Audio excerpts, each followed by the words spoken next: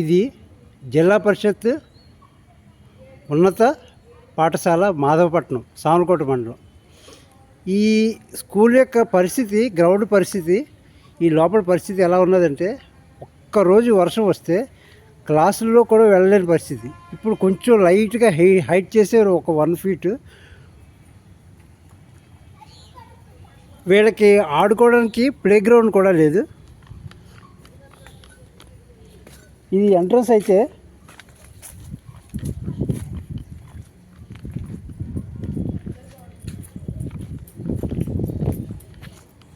ఇది ఎంట్రన్స్ కూడా ఇలాగ వాటర్తో కంప్లీట్గా మునిగిపోయి ఉంటుంది అన్నమాట. అంటే ఈ 2 డేస్ వర్షానికి ఎలా ఉందంటే ఒక సైక్లోన్ వచ్చిందంటే కూడా ఇంకా క్లాసులు జరగలేని పరిస్థితి అనమాట. దీని మీద స్థానిక ఎమ్మెల్యే గారు కానీ స్థానిక ఈ రాజకీయ నాయకులు కానీ ప్రజా నాయకులు కానీ దీని మీద తక్షణం ఒక చర్య తీసుకోకపోతే ఈ పిల్లలకి విద్యకు సంబంధించి వీళ్ళకి డిస్టర్బెన్స్ జరుగుతుంది. అలాగే గతంలో దీని మీద స్పోర్ట్స్ ఇన్ఫ్రాస్ట్రక్చర్ కోసం ఇది హైట్ చేయాలి, కొంత ల్యాండ్ ఎక్వైర్ చేయాలి, వీళ్ళకి రన్నింగ్ ట్రాక్, ఫుట్బాల్ కోర్టులని పెట్టడం జరిగింది. మరి దీని మీద ఎటువంటి చర్య తీసుకున్నారో తెలియదు. ఇది పరిస్థితి. ఈ స్థానికులు కూడా వీళ్ళు అడిగి చూద్దాం. ఇక్కడ దీని ఆపోజిట్ హౌస్ ఉంది, వీళ్ళని అడిగి చూద్దాం. చెప్పండి అమ్మా, మీ పరిస్థితి ఏంటి? ఇక్కడ పరిస్థితి ఏముందండి, ఎంతో మునిగిపోయి ఎంతో బాధపడిపోతున్నాము పిల్లలతోటి. మేము ఈ పాములు వచ్చేస్తున్నాయి నీళ్ళతో కొట్టుకొని, ఈ పాముల గురించి జడవలసి వస్తుంది. ఇదేమో స్కూల్ ఏమో ఈ స్కూల్ వాళ్ళు ఇబ్బంది పడిపోతున్నారు పిల్లలు. ఏదో చోట ఏమో స్కూల్ పెడుతున్నారు ఒక్కోసారి. ఇక్కడ అంతా చాలా చాలా ఘోరంగా ఉన్నది, మరీ ఘోరంగా ఉన్నది. అంటే ఈ పంట పొలాలకి హైట్గా రోడ్డు వేయకుండా పంట పొలాల లెవెల్ ప్రకారంగానే రోడ్డు వేసడం వల్ల ఇవన్నీ కూడా పంట పొలాల్లో యాజిటీగా వేస్తారు. అంటే గ్రావెల్ వేసి హైట్ వేయకుండా దాని కారణంగా ఏమవుతుందంటే ఇది కంప్లీట్గా ఈ స్కూల్ ప్రెమిసెస్లోకి వచ్చేస్తుంది. అలాగే ఈ ఇళ్లలో కూడా వచ్చేస్తున్నాయి. ఈ సైట్లన్నీ కూడా అమ్మకం జరిగినాయి, కానీ ఎవరో కాంపౌండ్ వాళ్ళు కట్టుకోవడం కానీ ఈ లోపల పెరుగుతున్న వీడు తీగిపోవడం కానీ జరగడం వల్ల ఏంటంటే వాటర్ స్టాగ్నేట్ అయిపోతుంది అనమాట. Drainage system is not there. అది డ్రైనేజ్ సిస్టమ్ లేదు. తర్వాత ఏంటంటే ఇక్కడ ఇప్పుడు వచ్చే అక్కడ క్రాస్ కల్వర్ట్ ఒకటి ఉంటుంది. ఇక్కడ నుంచి అటు ఉన్న ఇక్కడ నుంచి నీళ్ళు అటు పాస్ అవ్వటం లేదు. అక్కడ బైపాస్ ఉంది, అడుగుని కలవట్ ఉంది, అది క్లోజ్ అయిపోయిందా? అది ఆల్మోస్ట్ క్లోజ్ అయ్యే కండిషన్లో ఉంది. అది క్లీన్ చేసి అటు పంపలేదనుకోండి, it will be very highly risky thing for the future also that is going to be considered. ఎందుకంటే ఇది పాస్ అవ్వకపోతే ఇన్ని ఏరియాస్లో అరౌండ్ 30, 40, 50 ఏకర్స్లో నుంచి వాటర్ స్టాగ్నేటింగ్ కండిషన్లో వస్తుంది. అవుట్ఫ్లో లేదు. ఇది ఇప్పుడు ఇక్కడ స్టాగ్నేట్ అయ్యి ఇది స్కూల్ క్యాంపస్లో కానీ ఇళ్లలో కానీ వస్తుంది, వచ్చి స్టాగ్నేట్ అయిపోతుంది. ఇమీడియట్గా డ్రైనేజ్ సిస్టమ్ ఇంప్లిమెంట్ చేసి అవుట్ఫ్లో పెట్టాలి. ఓకే, అప్రోచ్ పెట్టాలి అవుట్ సైడ్కి. అది అక్కడ ఇప్పుడు ఆ రోడ్ వేస్తున్నారు, ఇప్పుడు వాళ్ళు వేసుకుంటూ వస్తున్నారు. ఆ రోడ్ వేసేటప్పటికి మనకి అక్కడి నుంచి ఇప్పుడే ఏదో కన్వర్ట్ చేసి పద్ధతి చేయకపోతే ఫ్యూచర్లో అసలే కుదిరే పద్ధతి కాదు. Then you have to cut the road. అది ఎట్లా అవుతుంది కదా, వన్స్ రోడ్ వేసిన తర్వాత హైవే అథారిటీ అదన్నీ వస్తుంది అక్కడ. మరి మీరు స్థానికంగా మరి పంచాయతీ ఆఫీసులో దీని గురించి ఏమైనా ఇష్యూస్ చెప్పారా? మనం చెప్తూనే ఉన్నా కానీ ఒఫీషియల్గా పట్టించుకునే వాళ్ళు ఎవరు లేదు కదా. ఒఫీషియల్గా వాళ్ళ దగ్గర వెళ్తే మనం ఇప్పుడు ఏదైనా ఒఫీషియల్గా సబ్మిట్ చేయాలన్నా కూడా ఏమీ చేయలేదు. ఎందుకంటే వీళ్ళు కూడా స్టాఫ్, టీచర్స్ కూడా వాళ్ళ ఎంప్లాయీస్ కనుక ఎవరన్నా కార్డు అడిగినా పట్టించుకోరు. ఎందుకంటే వాళ్ళ సర్వీస్కి ప్రాబ్లం వస్తుంది అనేసి పట్టించుకోరు. జడగలు వెళ్ళిపోతాయి, ఎట్టి బాంబులు వెళ్ళిపోతాయి, పిల్లలు అలా నానా తిప్పలు పడి అలాగే ఉంటున్నారు పిల్లలు. We need one కల్వర్ట్ కావాలి. కల్వర్ట్ ఉంటే వాటర్ అవుట్ఫ్లో వచ్చేస్తుంది. పోవాలి ఇక్కడ నుంచి వాటర్ పోవాలి. వాటర్ వస్తుంది, వర్షం వస్తుంది, దట్ ఈస్ కామన్. అవును. బట్ ఇది అవుట్ఫ్లో లేకపోతే మనకి ఇది స్టాగ్నేట్ అవడం వల్ల పిల్లలు ఇక్కడ పోసేస్తున్నారు, యూరిన్ పాస్ అవుతుంది. మళ్ళీ ఇక్కడ ఫ్యూచర్ లో వచ్చి డయోరియా, కోలరా అలాంటిది ఆటోమేటిక్ గా వచ్చేస్తుంది. రాత్రి అయినప్పుడు మందు తాగిన వాళ్ళు ఎక్కువ వస్తున్నారండి. మాకు ఒకటి సెక్యూరిటీ ఒకటి కావాలండి, పోలీసు చాలా దారుణంగా ఉంటుంది. మందు తాగేసేసి మరి భయం కాదండి, వాళ్ళ మధ్యలో నుంచి ఆడమనిషి రావాలంటేని ఇప్పుడు తాగేసి రోడ్డు మయంగా ఉంటున్నారు వాళ్ళు. సరే, మీరు స్థానిక ఎమ్మెల్యే గారికి మీరు ఏం చెప్పాలనుకుంటున్నారు చెప్పండి.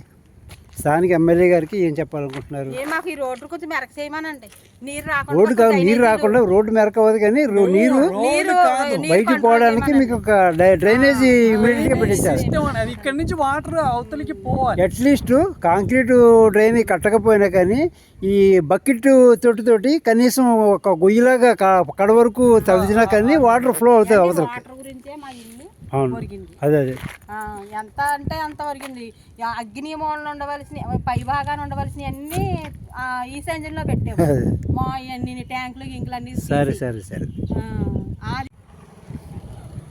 ఇది పిఠాపురం నుంచి ఇలా యానంకి వెళ్ళే బైపాస్ రోడ్డు. అయితే ఈ బైపాస్ రోడ్డుకి ఆనుకుని ఇది ఒక మాధవపట్నం గ్రామం అన్నమాట. ఈ గ్రామం నుంచి వచ్చిన ఈ పంట పొలాల్లో వచ్చిన వాటర్ కానీ ఈ డ్రైనేజ్ వాటర్ కానీ దీనికి అప్రోచ్ వెళ్ళాలంటే ఇక్కడ ఒక కలవట్టు ఉంది, ఆ ముందు ఒక కలవట్టు ఉంది, అలాగే ఆ హై స్కూల్ నుంచి వచ్చి కలవట్టు అక్కడ ఒకటి ఉంది. వాటి పరిస్థితి ఎలా ఉందో చూద్దాం. ఎందుకంటే ఎన్ఆర్జీఎస్ కింద ఆ రోడ్ల మీద చిన్న చిన్న మొక్కలు పీకించడం అవి చేస్తున్నారో తప్పించి మరి ఇరిగేషన్ డిపార్ట్మెంటు చేస్తారో రైతులు చేస్తారో పంచాయతీ వాళ్ళు బాధ్యత మాకైతే తెలియదు. ఈ వాటర్ ఫ్లో లేకుండా ఇవి వీడు గుర్రపు డెక్క అంటారు, బాగా పెరిగిపోయింది అన్నమాట ఈ కలవట్టు. ఈ వాటర్ ఎక్కడికక్కడ స్టాగ్నేట్ అయిపోయింది. అంటే ఇందులోంచి ఫ్లో ఇలాగ కింద నుంచి రావాలన్నమాట, కింద నుంచి వచ్చి అటుపక్కకి వెళ్ళాలి.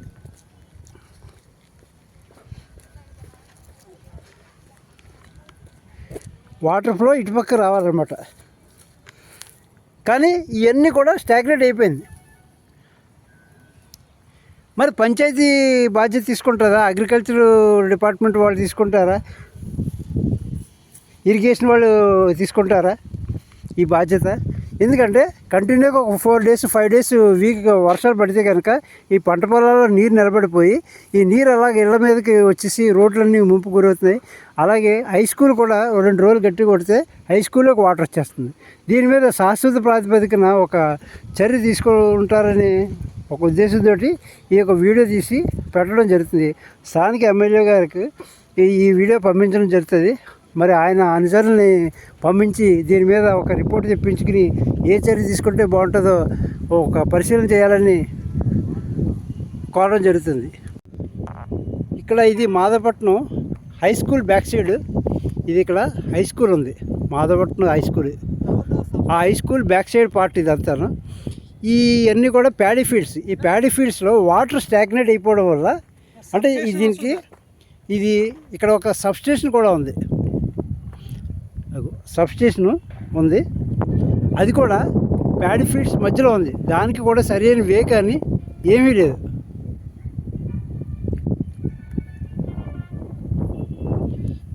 ఈ ప్యాడీ ఫీల్డ్స్లో ఈ రెయిన్ వాటరు, ఈ అగ్రికల్చర్ కెనాల్ నుంచి వచ్చిన water, excess water out flow లేకపోవడంతో ఇది ఎక్కడికక్కడ స్టాగ్నేట్ అయిపోయి గుర్రపు డెక్క వీడు అంతా కూడా బాగా పెరిగిపోయి అవుట్ ఫ్లో లేక నిలబడిపోయింది.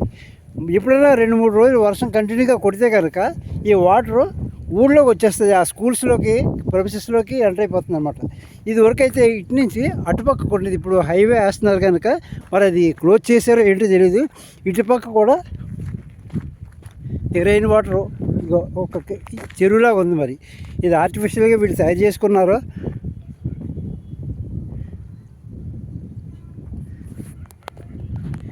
అయితే ఈ రోడ్లో మాధవపట్నం నుంచి వచ్చి 2 కల్వర్ట్లు ఉన్నాయి, కల్వర్ట్స్ ఇటుపక్క వచ్చి కల్వర్ట్లు. ఆ 2 కల్వర్ట్లు కూడా వీడు వచ్చేసి మొత్తం క్లోజ్ అయిపోయి ఉన్నాయన్నమాట, మూమెంట్ లేదు, స్టాగ్నేట్ అయిపోయింది వాటర్. దానికని అర్జెంటుగా క్లియర్ చేయకపోతే ఈ పంట పొలాల్లో ఉన్న నీరంతా కూడా అటు వీధుల్లో నిలబడిపోయి వీధుల్లోకి ఇళ్లలోకి వచ్చి నిలబడిపోయి మలేరియా డెంగ్యూ వంటి డిసీజెస్ స్ప్రెడ్ అవ్వడానికి అవకాశం ఉంటుంది. కాబట్టి స్థానిక నాయకులు కానీ, మాధవపట్నంలో ఉన్న స్థానిక నాయకులు కానీ, సామర్లకోట మండలంలో ఉన్న నాయకులు కానీ, స్థానిక ఎమ్మెల్యే గారు కానీ దీని మీద అర్జెంటుగా ఒక చర్య తీసుకోకపోతే కనుక విచారణ జరిపించి ముందు ప్రజలు చాలా ఇబ్బంది పడతారు.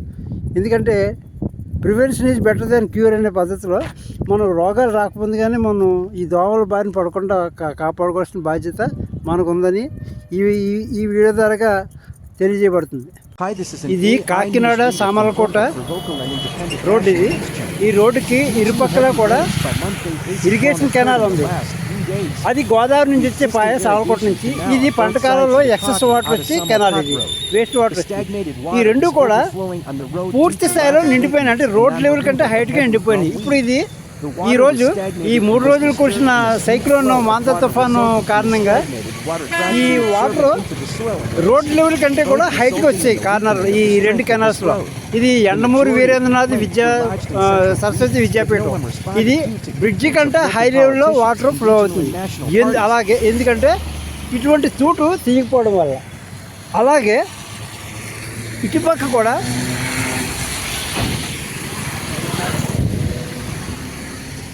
ఇటుపక్క రోడ్డు, ఇది కెనాల్. ఈ కెనాలు రోడ్డు లెవెల్ కంటే కూడా హైట్గా వచ్చింది వాటర్. అంటే ఈ తుఫాన్ రాకముందే దీంట్లో ఈ తూటు నిండిపోయి ఉంది. ఇది గత 3 సంవత్సరాల నుంచి కూడా సెంట్రల్ గ్రీవెన్స్లోని, స్టేట్ గ్రీవెన్స్లోని, కలెక్టరేట్కి, ఆర్డీఓకి వీళ్ళందరికీ మనం ఎన్ని కంప్లైంట్ పెట్టినా కానీ మీ పని మీదే మా పని మాదే అనే పరిస్థితిలో ఉన్నది. ఇదిగో ఈరోజు ఏంటంటే మొత్తం వాటర్ ఫ్లో అయిపోయి రోడ్డు మీదకి వచ్చేసి అటు ఇటు రోడ్డు బ్లాక్ అయిపోయింది.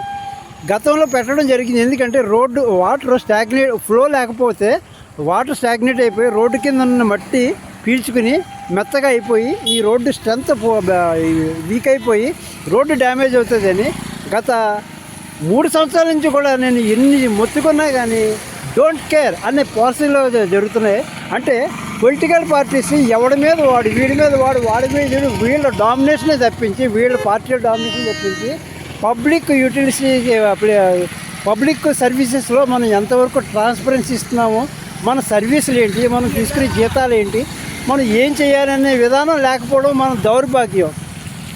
ఇది అన్నమాట పరిస్థితి. ఇక్కడి నుంచి సావలకోట వరకు ఇదే పరిస్థితి, కంప్లీట్గా నిండిపోయింది. ఆ రోడ్డు మొత్తం గోతులమయం అనమాట. ఈ అందరూ ఏ గొయ్యం. ఇప్పుడు ఈ రోడ్డు మధ్యలో కూలిపోయినా కానీ మీరు ఎవరు ఆశ్చర్యపోవాల్సిన పని లేదనమాట. ఈ రోడ్డు మధ్యలో నానిపోయి కూలిపోయినా కానీ మనం ఆశ్చర్యపోవాల్సిన పని లేదనమాట. సింపుల్గా ఈ ఇరిగేషన్ డిపార్ట్మెంట్ కానీ R&B వాళ్ళు కానీ వీళ్ళు ఎవరైతే కంప్లైంట్ పెట్టారో వాళ్ళని ఫోన్ చేసి పిలవడం, ఎవరు మీరు ఇలా కంప్లైంట్ పెట్టారు కదా, మేము మీకు రిప్లై ఇస్తున్నాము, మీరు రిప్లై లెటర్ తీసుకుని మాతో ఫోటో తీయించుకోవాలి, ఇందులో మీకు ఇచ్చినట్టుగా మీరు సంతకం పెట్టించుకుని సింపుల్గా ఇష్యూ క్లియర్ చేయకుండా ఫైల్ క్లోజ్ చేస్తున్నారన్నమాట. ఇది స్టేట్లోనే అలాగే ఉంటుంది, సెంట్రల్లో అలాగే ఉంటుంది. అంటే దీని మీద ఎవరు మానిటరింగ్ గవర్నమెంట్ అంటే నిత్యం టాప్ టు బాటమ్ అంతా కూడా మన ప్రచారమేనా, ఏదో పొడి చేస్తున్నట్టుగా. 8 సంవత్సరాలు అయింది ఆ హైవే సామలకోట నుంచి అటు నుంచి వెళ్ళే పిఠాపురం నుంచి వచ్చే హైవే రోడ్డు ఈ రోజుకి 8 సంవత్సరాలు అయింది. రోడ్డు బ్రిడ్జి ఇది ఈ రోజుకి కూడా ఓపెన్ అవ్వలేదు హైవే. మన అభివృద్ధి చెందిన చైనా లాంటి కంట్రీస్లో సముద్రం గుండా టన్నల్ వేసేస్తున్నారు, 2-వే 3-వే టన్నల్ చేసేస్తున్నారు ఒక 1 ఇయర్లో. మనం 8 సంవత్సరాలు అయినా కానీ ఓపెన్ రోడ్డు మీద ఉన్న రోడ్డు ఓపెన్ చేసుకోలేకపోతే మన వ్యవస్థ దౌర్భాగ్య స్థితిలో ఉందో ఆలోచించుకోవచ్చు. ఇది కాకినాడ సామలకోట రోడ్లో తిమ్మాపురం నుంచి పిఠాపురం నుంచి యానం రోడ్డుకి వేస్తున్నటువంటి హైవే బ్రిడ్జ్ అనమాట. ఇది బ్రిడ్జి అప్పుడే ఈ రోడ్డు హైవే రోడ్డు ఇది అప్పుడు 8 సంవత్సరాల నుంచి ఈ రోడ్డు వర్క్స్ అలా కొనసాగుతూనే ఉన్నాయి. ఈ బ్రిడ్జి రైల్వే మీద వేసిన బ్రిడ్జి లాస్ట్ 6 మంత్స్లో ఇప్పుడు వేసిన ఇదనమాట. పైన వేసారు. అయినప్పటికీ ఈ రోజుకి కూడా ఈ బ్రిడ్జి ఓపెన్ అవ్వలేదు. రకరకాల కారణాలు దీని వెనకాల. ఇది ఏంటంటే వీళ్ళు కొనాల్ స్ట్రక్చర్స్ అని వాళ్ళు ఒక కంపెనీకి ఇచ్చారు కాంట్రాక్ట్. వీళ్ళు 8 సంవత్సరాల నుంచి కడతానే ఉన్నారు. అయితే వీళ్ళు ఒక ఆల్టర్నేటివ్ అరేంజ్మెంట్ చేయవలసి ఉంటుంది. ఈ కెనాల్ ఉంది, ఇది ఇరిగేషన్ కెనాల్, ఇటుపక్క కెనాల్ ఉంది, రోడ్డుకి అటుపక్క కెనాల్ ఉంది. ఈ 2 కెనాల్స్కి కూడా వీళ్ళు టెంపరీ బ్రిడ్జ్ లాంటివి అరేంజ్ చేయాలి. అలా కాకుండా వీళ్ళు ఏం చేశారంటే లోకల్గా మేనేజ్ చేసి గ్రావెల్ వేసేసి 2 సిమెంట్ తోరలు వేయడం జరిగింది. ఈ 2 తోరలు వేయడం వల్ల ఏమైందంటే ఇంత పెద్ద కెనాల్లో కూడా ఆ సన్న తోరల నుంచి వెళ్ళలేక స్టాగ్నేట్ అయిపోయి వీడు బాగా పెరిగిపోయింది, ఇటుపక్క కానీ అటుపక్క కానీ. ఇప్పుడు ఈ 2 కెనాల్స్ కూడా ఆ వీడి పెరిగిపోవడంతో ఈ వాటర్ ఫ్లో లేక ఇప్పుడు వచ్చిన ఈ తుఫాన్కి వాటర్ కంప్లీట్గా లెవెల్ పెరిగిపోయి రోడ్డు మీదకి వచ్చింది అనమాట. అంతేకాకుండా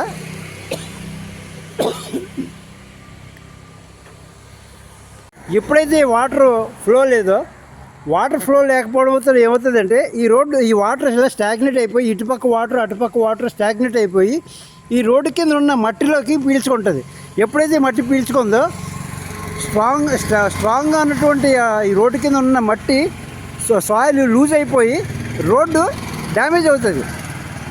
ఈ విషయం గత 3 సంవత్సరాల నుంచి కూడా నేను ఎన్ని కంప్లైంట్ పెట్టినా కానీ స్థానిక కలెక్టర్ కానీ, జిల్లా కలెక్టర్ కానీ, ఆర్డీఓలు కానీ, ఎంఆర్ఓ రూరల్ ఎంఆర్ఓలు కానీ, డిప్యూటీ కలెక్టరు ఈ రూరల్కి రెస్పాన్సిబిలిటీ, కనీసం విజిట్ చేసిన పాపన పోలేదు. మరి ఈ నష్టాన్ని ఎవరు పూరిస్తారు? ఇవన్నీ కూడా సిమెంట్ తోరలు వేసి టెంపరీ పోను ఒక 6 నెలల్లో సంవత్సరంలో వర్క్ అయిపోతుంది చేశారంటే అనుకోవచ్చు. 8 సంవత్సరాల నుంచి చేస్తున్నా సరే దీన్ని ప్రశ్నించే నాదులు లేకపోవడం మన దౌర్భాగ్యం. అటు స్టేట్ కానీ ఇటు సెంట్రల్ కానీ నేషనల్ హైవే అథారిటీస్ వాళ్ళని కూడా క్వశ్చన్ చేయకపోవడం మన దౌర్భాగ్యం. ఎందుకంటే ఏదైనా ఒక వర్క్ మనం టేకప్ చేసినప్పుడు దానికి ఒక టైం బౌండ్ ఉంటుంది. మరి ఏ టైం బౌండ్ లేకుండా వర్క్లు ఇచ్చారంటే లైఫ్ టైము అచీవ్మెంట్ అవార్డుకి నేను ఇచ్చారేంటి? వీళ్ళకి జీవితకాలం మీరు చేసుకుంటారా, మీరు మీ ఫ్యామిలీస్ మీ ఫ్రెండ్స్ సర్కిల్ అందరూ వ్యాపారం చేసుకుంటారని ఇచ్చారా?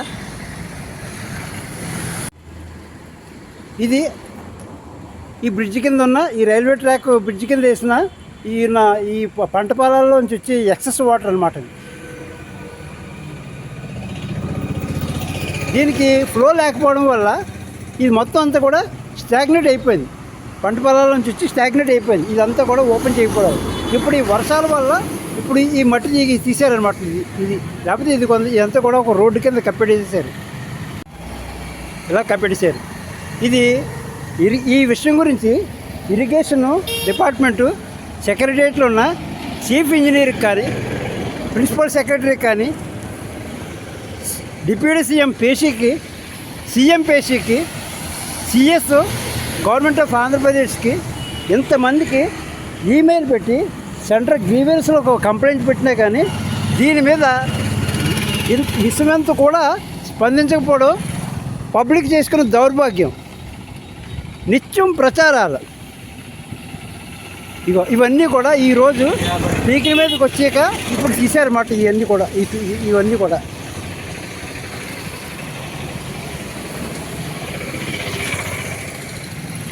ఈరోజు రోడ్డు బ్లాక్ చేసి ఓపెన్ చేయడం జరిగింది త్వరలో. మరి ఇన్నాళ్ళు ఈ షూట్ ఎందుకు తీయలేదు? దీని మీద ఇరిగేషన్ డిపార్ట్మెంట్ యాక్షన్ తీసుకున్న వాళ్ళు ఎవరు? అసలు వీళ్ళు స్టాఫ్ ఏం చేస్తున్నారు? వీళ్ళకి ఎందుకు జీతాలు ఇస్తున్నారు? వీళ్ళకి క్వార్టర్స్ ఫెసిలిటీస్ హెచ్ఆర్ఏలు ఎందుకు ఈ డిపార్ట్మెంట్ నాకు అర్థం కాలేదు. కనీసం ఈ వీడియో చేసిన గవర్నమెంట్ స్పందించదేమో చూద్దాం, లేదంటే పిఎంఓకి పెడదాం, విజిలెన్స్